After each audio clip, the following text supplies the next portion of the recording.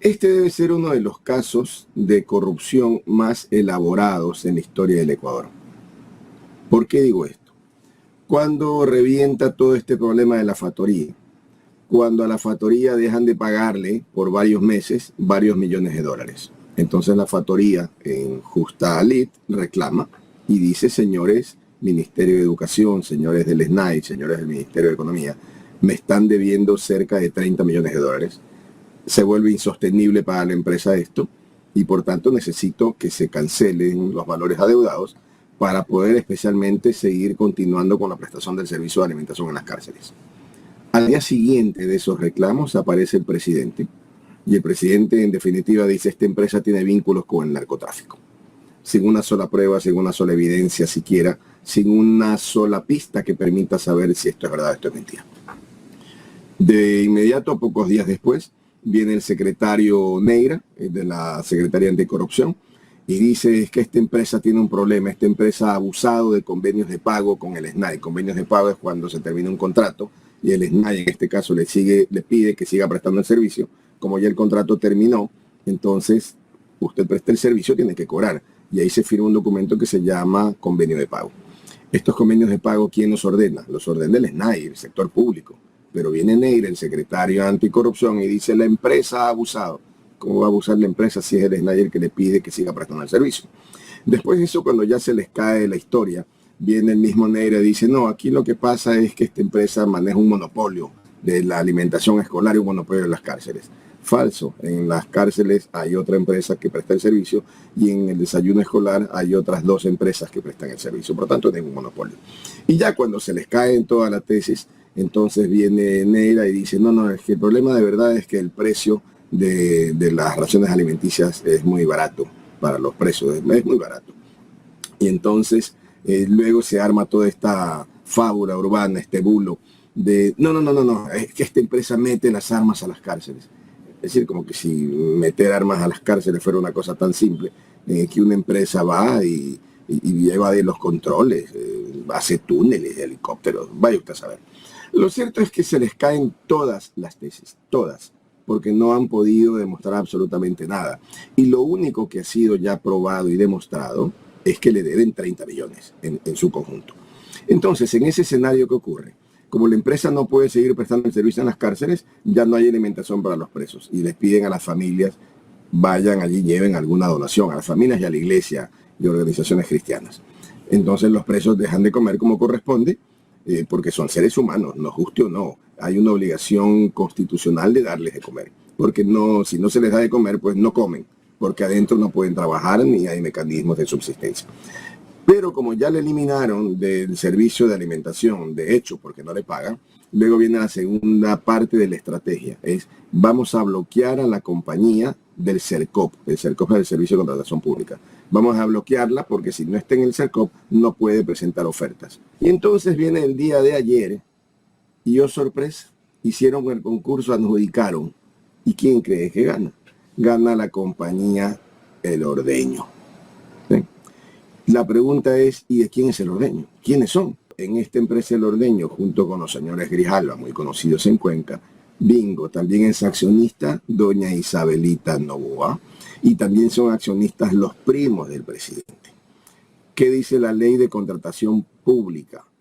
Que está prohibido, se llaman inhabilidades generales, está prohibido contratar con los familiares del presidente de la República, ya sea directamente, es decir, si doña Isabelita Novoa va y ella firma los contratos, o indirectamente, cuando son accionistas de compañías. Esto es prohibido por la ley. Sin embargo, se ríen de la ley y adjudican un contrato millonario.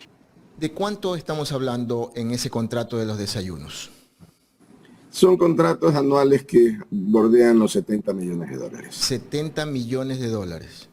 Sí. Y solo el incremento de precio que han fijado puede significar entre 10 y 15 millones de dólares al bolsillo de las empresas. De acuerdo. Entonces usted ha dicho que ya han presentado las respectivas quejas a la Procuraduría y a la Contraloría, ¿verdad? ¿Qué se espera de esas dos entidades públicas? Bueno, de la Procuraduría espero que inicien la acción judicial para que esa adjudicación quede sin efecto. porque yo no veo a la Procuraduría tapando una violación legal tan evidente, ¿no? Yo creo que el procurador sabrá actuar conforme a derecho, porque aquí no se piden ni afectos ni desafectos. Simplemente, ¿qué es lo que dice la ley? Estas empresas no pueden contratar con el Estado cuando hay familiares. Esta empresa tiene familiares, conclusión, no puede contratar con el Estado. Y la ley, ¿qué es lo que dice? ¿Quién tiene que demandar la nulidad? El Procurador General del Estado. Eso esperamos de la Procuraduría. ¿Qué esperamos de la Contraloría? Dos cosas principales. Primero, que destituya al ministro de Economía por no pagar. Eso es lo primero. Y segundo, que ante estas denuncias de corrupción, inicie los exámenes especiales de auditoría y que si de los exámenes se confirma lo que tiene que confirmarse, porque es evidente, que inicien las acciones penales para que respondan penalmente los autores de la corrupción. ¿No han pensado en una veeduría de participación ciudadana, que la propia ciudadanía revise también esto? Hemos presentado ya un pedido a la Defensoría del Pueblo, justamente en ese sentido. También se han presentado alertas ante la Comisión Interamericana de Derechos Humanos. Estamos por presentar el día lunes alertas ante los organismos de derechos humanos de la ONU y de la OEA. Porque además aquí no es solo que no le pagan a la compañía, sino que la falta de pago a la compañía puede de manera inminente provocar muertes. Y esas muertes de los reos tienen responsables y por lo tanto en un momento tendrán que iniciarse los procesos penales por homicidio, porque aquí va a haber gente que muere por actuaciones deliberadas de quitarles la comida. Entonces es un tema macro muy complicado, de mucha irresponsabilidad gubernamental, y me parece que estas cosas no son admisibles en un Estado democrático. Permítame llevarlo un poquito más allá. ¿Usted cree que aquí hay tráfico de influencia? Pero indudablemente que sí, pienso yo. Bueno, de la gente que finalmente se beneficia, ¿no? Es decir, yo no creo que la señora Isabelita Noboa llame al presidente y le diga, sobrino, ayúdame en ese caso. Eso no lo creo. Conociendo a Isabelita Noboa, ella no lo hará. Pero sin duda hay gente que dirá, mira, hazlo rápido, que esta es la empresa de la tía del presidente. Entonces, por eso digo, son dos escenarios distintos, ¿no? Yo no creo que Isabelita Noboa ¿Por qué el CERCOT deshabilitó e inhabilitó a la factoría para este tipo de concursos? ¿Cuáles son los argumentos de la CERCOT? No tiene argumentos. No tiene argumentos. Así como me escuchan, no tiene argumentos. Un día cualquiera, el personal de la empresa va a la computadora como todos los días, ingresa y le sale no puede ingresar y le sale un mensaje. Está suspendido por orden superior, porque hay un expediente físico suspendido.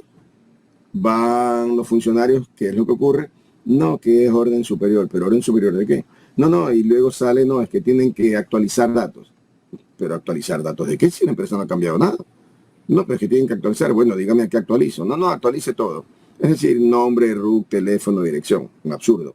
No obstante, muy bien, la empresa va al computador para actualizar y está bloqueado el acceso. Entonces van con notario. ¿Lo hicieron a pocas horas? ¿Lo inhabilitaron a pocas horas de que se cerrara el concurso? Días antes de que se cerrara el concurso. Días antes. Porque esto tiene ya un mes. Cuando a usted le dicen actualice datos, usted tiene que actualizar datos en 48 horas. E inmediatamente lo habilita. Entonces acá, como está bloqueado por orden superior, hemos llevado notarios. Y los notarios van donde los funcionarios, oigan, constate por qué está esto. Orden superior. Es decir, constatado por notario. Y no hay ninguna explicación, nada, cero. Pero entonces, usted ha dicho, es una actuación deliberada para bloquearla. Pero usted ha dicho que la compañía Corpave sí está impedida y sin embargo ha ganado el concurso. Claro, porque esa es la compañía de la cual es dueño del ordeño y a su vez de la cual es una de sus dueñas. ¿Qué le impedía? Que la ley de contratación pública señala que no pueden contratar con el Estado. Es decir, claramente, norma expresa, son las inhabilidades generales. No pueden contratar con el Estado los familiares del presidente de la República. Me refiero, en este caso, con los ministerios, ¿no? Porque mañana la compañía quiere contratar con el municipio de Loja, puede contratar sin ningún problema. Pero lo que no puede hacer es con la estructura del gobierno central, lo que depende del presidente, presidencia, ministerios. De acuerdo. Ahora, en el tema de la alimentación en las cárceles, ¿cómo va esa situación al momento? ¿Cómo se está manejando esa situación al momento?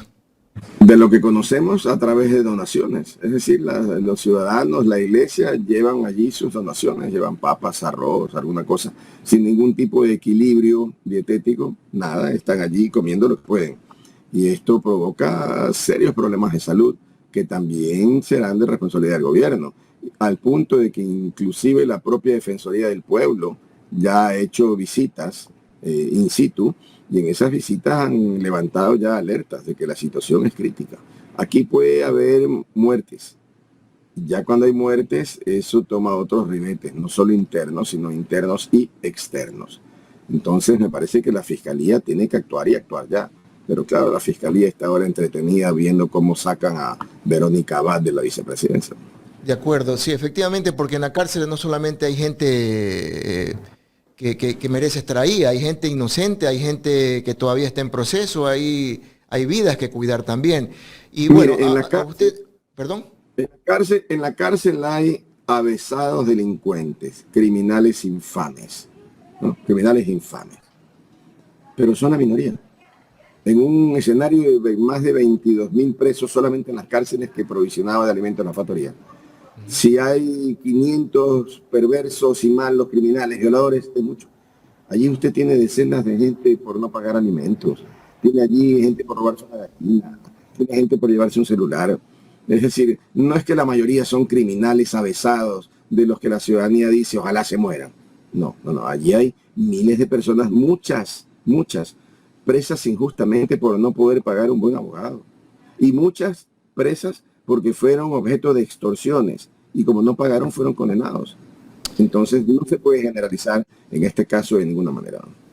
de acuerdo, totalmente de acuerdo. Doctor Geoffrey Campaña, usted como un experto constitucionalista, ¿qué le parece la situación que se va a llevar hoy en la Asamblea? Lo estoy llevando a este otro punto porque usted habló perfecto, hace pocos momentos la nombró la vicepresidenta, en este juego político en el que la Asamblea tiene que definir si da paso o no. Pero aquí hay una inquietud que me preocupa. Ayer escuchaba a un asambleísta social cristiano que decía que más allá de que la Asamblea dé paso o no dé paso, la Corte ya cumplió y ahora le correspondería a la Corte a continuar. ¿Es así de fácil llevar a la cárcel a la vicepresidenta de la República?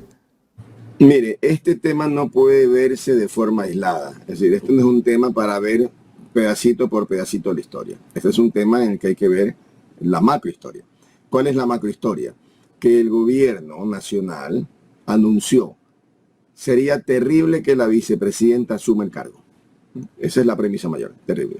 Y a partir de entonces se presentan una serie de actuaciones orientadas a que la vicepresidenta sea destituida. Y dicen, vamos a buscar los mecanismos necesarios.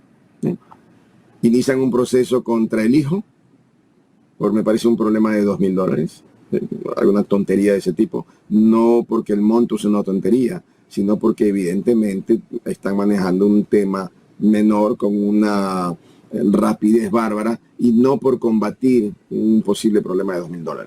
Están allí porque pensaron, y lo dijo Diana Jacome, la vocera del gobierno, que metiéndolo preso y llevándolo a la peor cárcel del Ecuador, que es La Roca, la vicepresidenta iba a volver, con lo cual abandonaba el cargo y bingo fuera.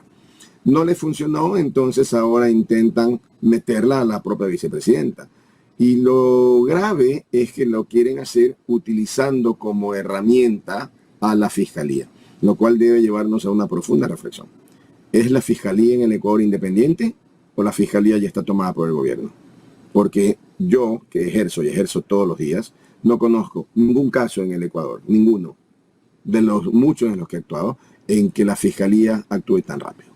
Es decir, esta es la fiscalía Chucky Seven, así de simple, porque va con una velocidad impresionante.